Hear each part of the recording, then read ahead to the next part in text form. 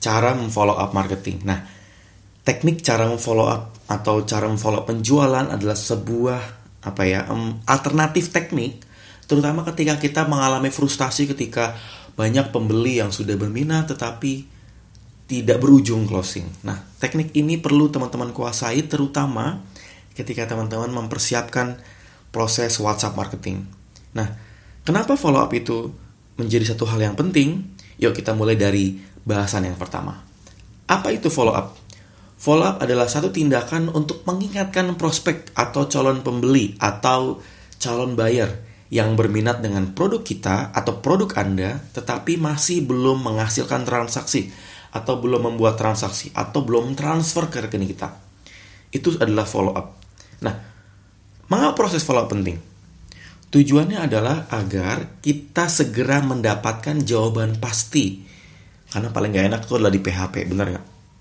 Di PHP udah berminat, mereka sudah chat, tapi pas ditanya gak ada jawaban, mereka gak read kontak kita, mereka gak read chat WhatsApp kita, ujungnya terlalu banyak yang chat malah gak menghasilkan closing. Nah, mengapa proses follow up penting? Karena kita ingin tahu ujungnya apa.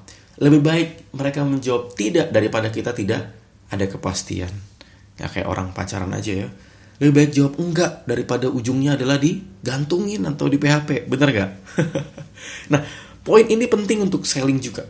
Sehingga tujuannya agar kita segera mendapatkan jawaban pasti dari apa yang kita tawarkan.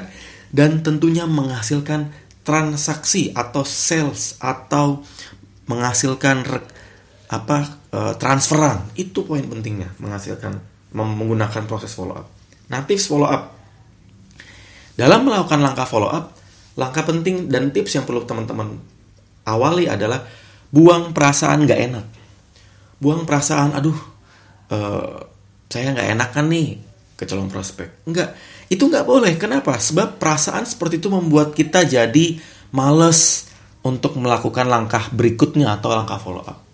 Nah, poin ini perlu teman-teman perhatikan bahwa kalau teman-teman mau follow up, jangan malu, jangan takut, bahkan jangan takut gagal. Pokoknya bodo amat. Intinya adalah kita harus tahu kepastian dari calon prospek kita. Intinya kita pengen tahu mereka ujungnya beli atau enggak. Jangan sampai kita di PHP-in mulu, bener? Nah, follow up ini penting terutama teman-teman yang jualan online. Bahkan teman-teman yang asuransi, MLM atau apapun itu. Ini penting sekali. Nah, saya akan coba jelaskan 5 cara follow up yang baik, terutama buat teman-teman yang menggunakan WhatsApp marketing.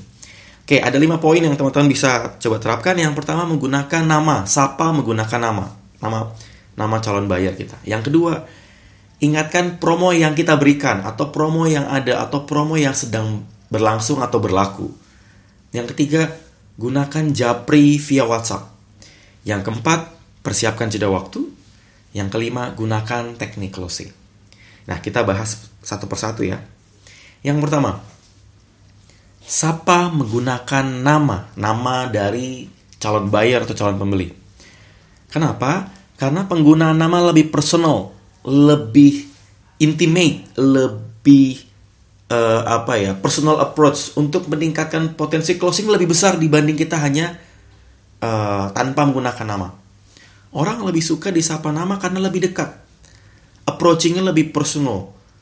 Bayangkan kalau kita diperlakukan aja BC to all gitu, tapi nggak ada pakai nama.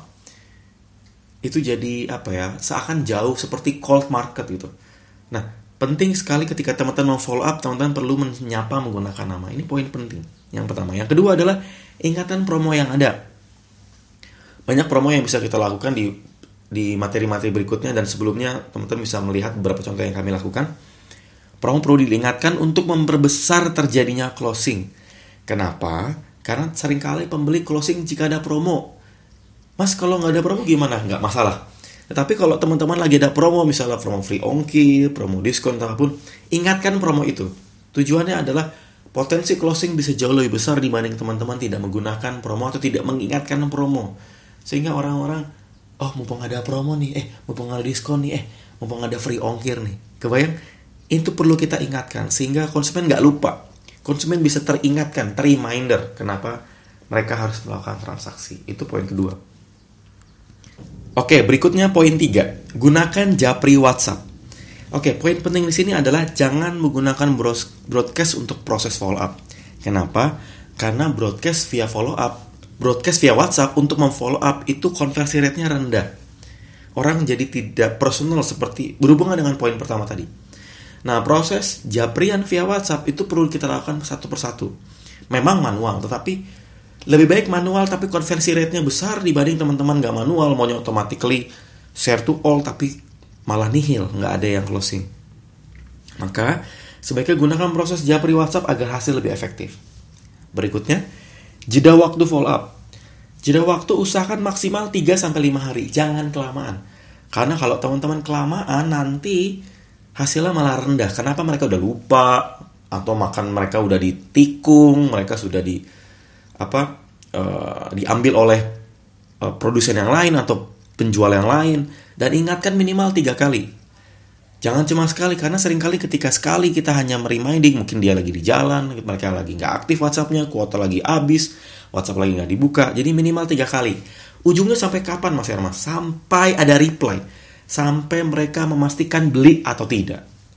Kalau mereka masih nanya suami dulu, nanya ini dulu, nunggu ada uang dulu, berarti mereka masih ada potensi closing. Tujuan follow up adalah ujungnya adalah transaksi. Jadi kita pengen tahu kepastian mereka transaksi atau tidak. Oleh karena itu penting sekali teman-teman perlu perhatikan, perlu jeda waktu maksimal 3-5 hari dan ada minimal 3 kali mereminding mereka. Berikutnya, gunakan teknik closing. Ada beberapa teknik closing yang bisa dipakai. Nah, teknik closing ini bertujuan di bagian akhir untuk mempercepat atau memberikan kepastian closing dari mereka dan memperbesar potensi konversi rate closing. Ada beberapa macam. Yang pertama, contoh yang sederhana.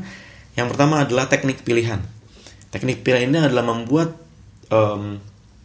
si para calon pembeli itu punya pilihan yes or yes, ya dan ya.